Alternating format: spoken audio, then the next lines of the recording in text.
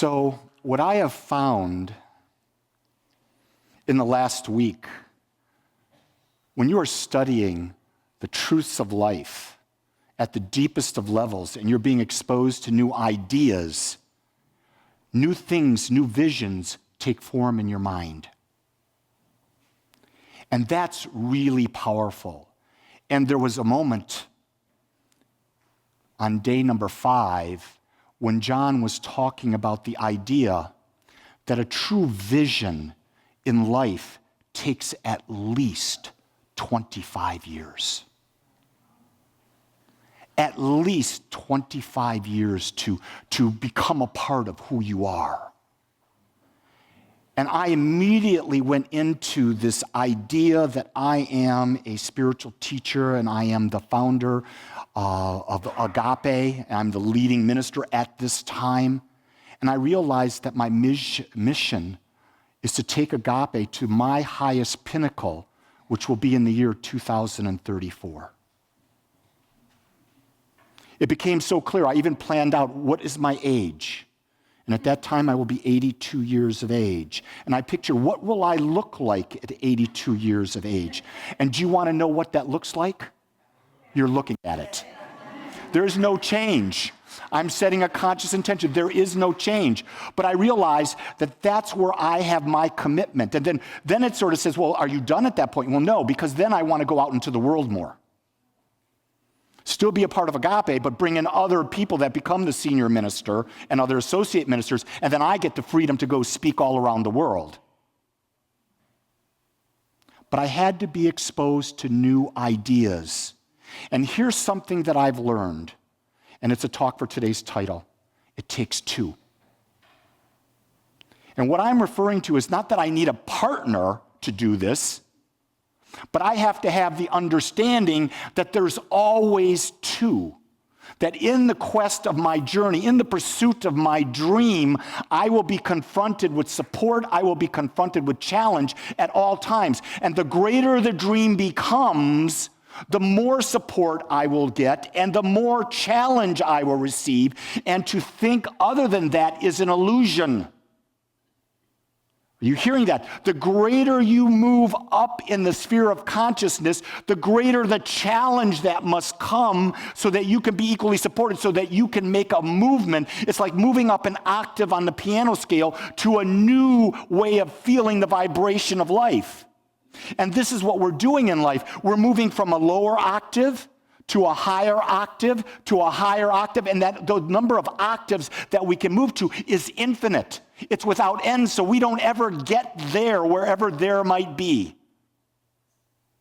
And when someone comes to you and says to you, I am an enlightened master, I have reached enlightenment, you look at them, you smile, and you walk away. Because it can't be the truth.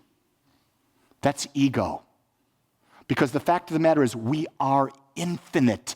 And to experience the infinite, we will be always moving up in levels of awareness. No one is there. Everyone is equally challenged and supported in every moment. And if you believe that someone has got a perfect life and that things are going well in their life all the time, you are totally fooling yourself.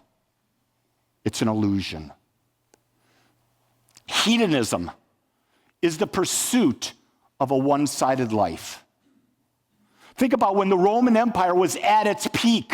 What were they doing? What were the wealthy doing? They were indulged in wine, in sex, in wine and sex and sex. Oh, how horrible that must have been. I got to get a hypnotist to take me back to those days so I can experience how horrible that must have been. But what happened when it got to that level? It got destroyed, right? They went way off to one side, and then what happened? What are they called? It was like the Visigoths and the others. Oh my God, I'm having a mental dump on that. The barbarians. All the barbarians came and all these tribes came over and they took over the Roman Empire because Rome was centered way off here. They forgot that they were supposed to be advancing consciousness, not physicality. God is infinite, therefore there's no one-sided God. I can remember being a Catholic and being brought up with that God is good. Yes, God is good, and God is the other side as well. Why? Because God couldn't exist if God wasn't in balance. Think about this. We just said the word infinite. Every faith says God is infinite, meaning all-knowing, everywhere present, always been present, all-powerful, all wisdom within it. If it's all, and there can't be more than one infinite, mathematically, that says it. There can't be more than one infinite. That means that everything is God expressing. Everything. So God is like a big magnet. It's got the positive charge and the negative charge, and it's in perfect balance right here. It's in perfect balance, right? So then what did God do? God went from the one to the many. And we become individualizations of God because we're the many. And guess what? We are exact copies of the divine in that we have both the positive and negative charge. And then what happens? Two people with positive and negative charges come together, and they create a third, fourth, fifth, sixth, seventh, however many kids you have, charges. But each one has what? A positive and a negative charge. And then, so what does the positive negative charge do? The positive negative charge is there to help us move up the scales of life by realizing that at one moment we're going to be more skewed to the positive, one moment we're going to be more skewed to the negative. Our job is to come back into the center, and it's in the center that we have the divine moment. That divine moment happens when we're centered. That's the only time it happens. We think it's got to be an extreme joy that we have the moment. No, that's not it. That's that human mind going into it. That's not the divine mind. The divine mind is always in balance. And I'm not saying leave the feeling good. I'm not saying leave the feeling bad, but know they're two sides of the same coin. And it's only the divine experience when the coin is standing straight up, not on either side, heads or tails. So let's take this a step further. So what is love? Love is the synthesis and synchronicity of complementary opposites. Now you're going, whoa, what is he talking about here? So I decided to really break this down, not only for you, but for the thousands and thousands of people that are watching our videos. Last month, we had 9,000 people watch our YouTube videos. Last month, we had 11,000 people download podcasts. So while you may say there's 100-some people in this room, there are thousands of people getting this message over and over again. I'll share with you something. I don't often share, but we have people come up and do testimonials every so often. I got a testimonial written to me from a woman in Los Angeles who's a sergeant in the Los Angeles Police Department. And she said, I found your teaching, and I've been voraciously listening to all of your podcasts. I'm now taking it to my other police officers because I realize that by listening to this, I'm not skewed to that one-sided life. And she says, this has changed my life, and I'm so grateful to you forever. So there are people that are hungry for this. And so let's break this down. Let's first look at the idea of what is synthesis. Synthesis is the combining into a single or unified entity. Synthesis means coming together in oneness, okay? So take it a step further then, what is synchronicity? Synchronicity, it means simultaneously at the exact same moment. So coming together in the exact same moment of complementary, bringing to completion or perfection, complementary opposites. So synthesis is love is a synthesis of, synthesis and synchronicity of complementary opposites. The coming together in an instant moment of both sides, and in that moment there's love.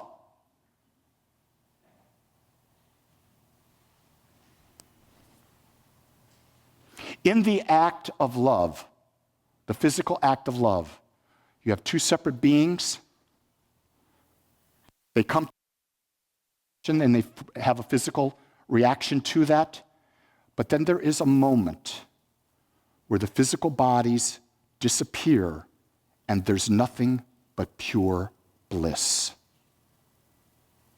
This in all aspects of life. Where the creative process happens. The creative process, do you get this? The creative process of producing a child is right there.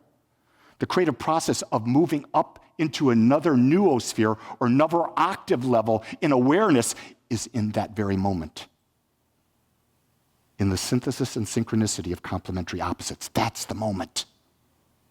And realize it's a moment. Why is it just a moment? Why can't it be maintained? Because there's more to go. And to stay in that would be to lose the identity of who we are. We're infinite expressions of the divine, which means we're constantly evolving into more. There is no one-sided God, a God who is only good and not infinite. That's the illusion. Fantasy sells to the masses, not to the intelligent. That's a really huge statement. Fantasy is what most people are living. They're living in the illusion of fantasy. But if you are a thinker, you're saying there's not enough. So go into your life and think about what have you done? Have you pursued? I have pursued so many different things. I've been on the alcohol thing. I've done that. Well, that brings me happiness for a little while. I've been on the marijuana thing when I was young. That brought me happiness for a little while. The sex thing. You name the addiction. You name the physical event. Those physical events take you so far, and then there's something calling you back. What is it? It's the other side. It's your intuition. We have intuition for one reason, to bring us back into balance. When we fight the intuition, which is bringing us into balance, that's when we spiral down and we go down into the depths of alcoholism, into sexual addiction, into porn addiction, into drug addiction, into shopping addiction, into eating addiction. We go there because we don't realize that there's a side of us that's saying, no, come back to balance. And that intuition's guiding you. It's as simple as this. So when I went to John, I also took with me, because there are no normal breaks with John. It's a fire hose. You put it in your mouth, and it goes for hours. So I brought protein shakes. I made a protein shake every morning. I put in my organic almond milk. I put in my organic strawberries, my organic berries, a little kale in it, all organic, and I put in some protein powder, vegan protein powder. I drink it. Why is it I got gas? And I said, well, wait a second, maybe that's my intuition. So I questioned myself what it was. So I just stopped the shake. The next day, no gas. So I said, what if I do the shake without the protein powder and just have the others? Okay. Ooh, still gas. Intuition says something's wrong there, right? So I took out the almond milk. And so I took organic apple juice now with the fruits and stuff, drank that. Oh, no problem. Then the next day I said, well, I need some more protein. So I took one of these very expensive organic vegan protein bars. Ooh, gas again. What was the universe telling me? It was telling me to put only natural foods in my body. And then for the rest of the week, when I did that, I put the natural foods in, my body was in a state of homeostasis. I'm using that physical example with you because it's the same thing with the mental. If you're finding that you're depressed over here, ask yourself, what kind of thoughts have I been thinking? And then if you start weeding out those thoughts, you'll find out that, whoa, it's this thought process. Come back to balance. But you have to be the one. You have to be the scientist who's willing to take out the various things.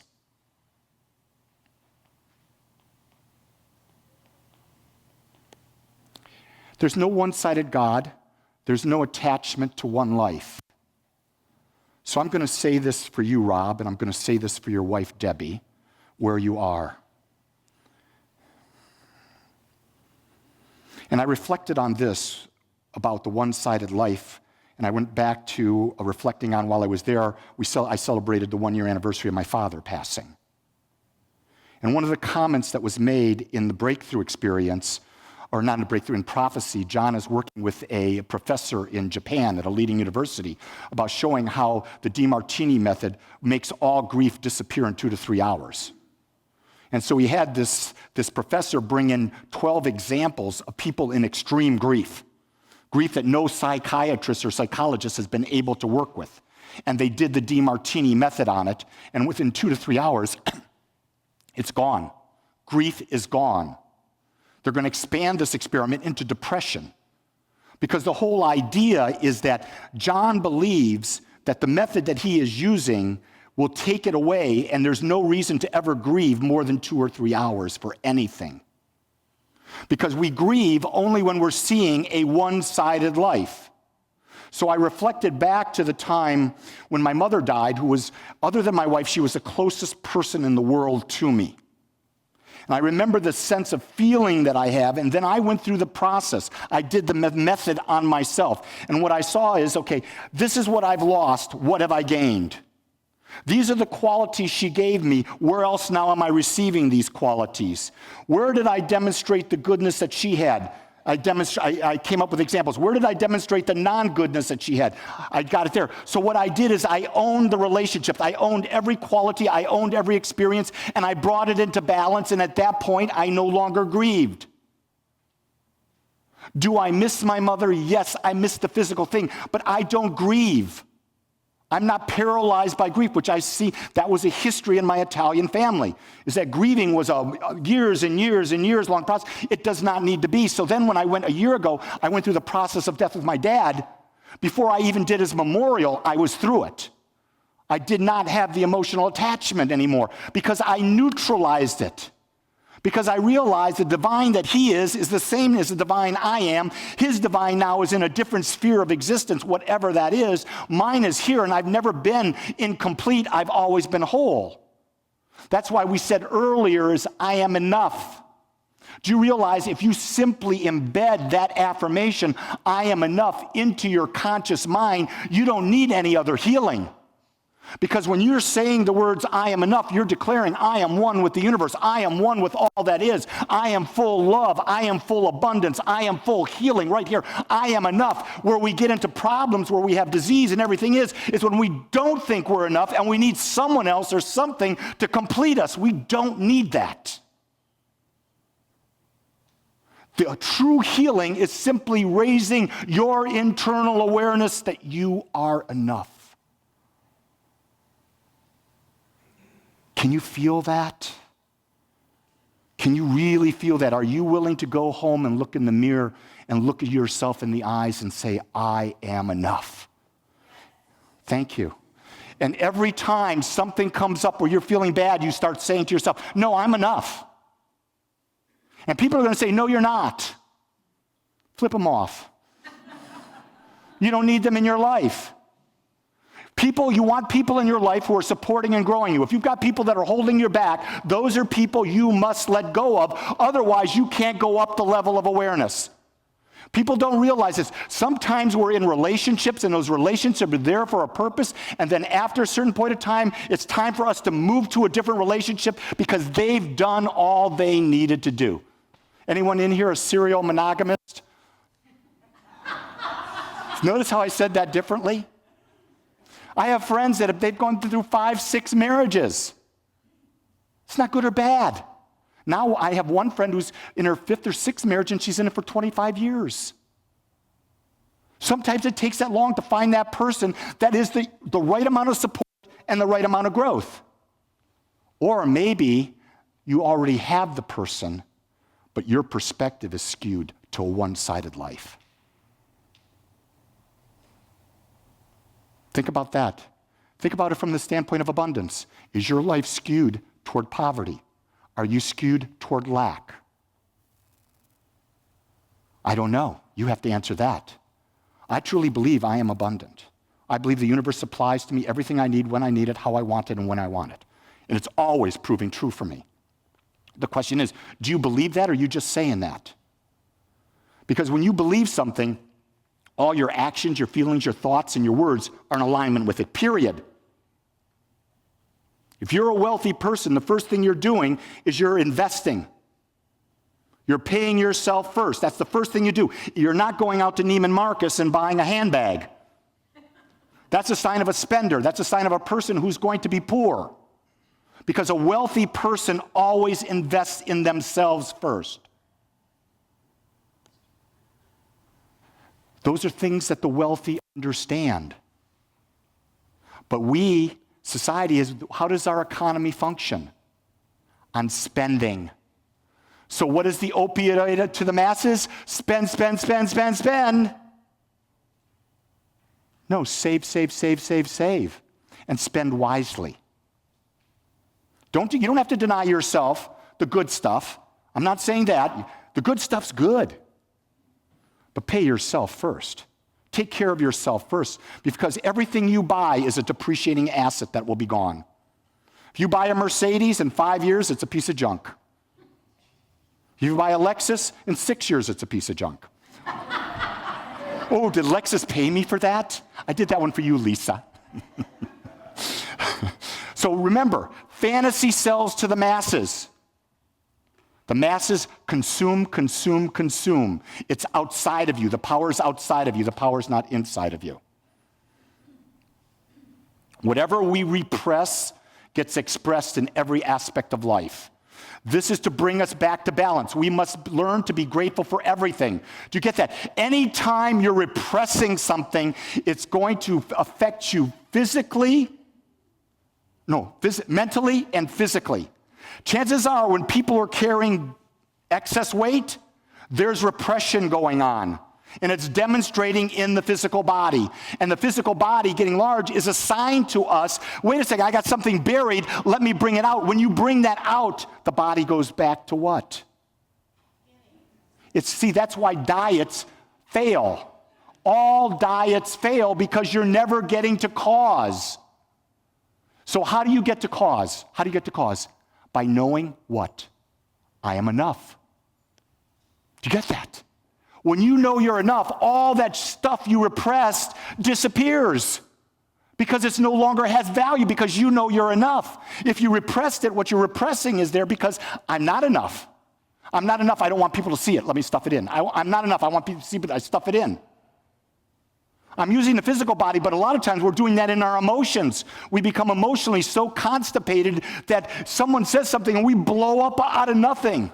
You ever see that happen? Ooh, that's not a pretty picture. That's not a pretty picture, but you see, it's about the idea of, can we find that life is always in balance? Can we understand that there's two sides and they're there to bring us back to what? The state of the divine. And when we're in the state of the divine, guess what? We're enough. The divine plan for us is not that God has this magical thing. It's for us to see that everything is always in balance to experience love. Ergo, everything that happens to us is to bring us back to love. Everything that happens to us is to bring us back to love. And what is love again? The love is the synthesis and synchronicity of complementary opposites. Do you see how this all fits together? It's not a romantic thing. It's the divine pattern in life to bring us back into oneness. And that allows us to expand and to grow. And when you're with like-minded people, it's a fun dance. It's a dance that's joyful. It's a dance that Jean and I do together. We've done it for over 47 and a half years we've been together. We found a way of dancing, and that dance changes. That's what you've got to be aware of. With someone's going to change because it has to. You're moving up in levels of awareness, right? So the dance changes. It used to be the cha-cha. Now it's more of a slow two-step, you know? It's a oneness groove. I know there, Kendall Lee's telling me, no, get it going, Lee. No, not today. So I'm going to ask you to explore this. I want you this next week if you haven't taken a picture of the slide, take a picture of the slide. If you want to watch the talk again, it'll be posted by tomorrow afternoon. Watch the talk again. But I want you to look at this, and I want you to sit back, and I want you to meditate on this. and see, how does this apply in your life? How can you use this to be in your life? Because what I'm trying to do is to give you ideas and tools, a way of looking at life, so that you become your power. Because I can't change you. Only you can. And only if you want to, and only if you are willing to do the work. You are definitely enough. Let's pray. I want to thank you for joining us today. I'm so grateful that you took your time to watch or listen to this message. If you found this message beneficial, I would ask that you go to our website, agapecsl.com. Once there, click on the donate button and experience the joy of conscious and purposeful giving. Or if you would like, text your gift by simply dialing 972-532-6976. It is through your gifts that we are able to bring this message to you in the world. I would ask that if you like this message, to please subscribe to my YouTube channel under my name, Lee Wolak. Again, I want to thank you for joining me in the Agape community as we learn how to better self-love through conscious living.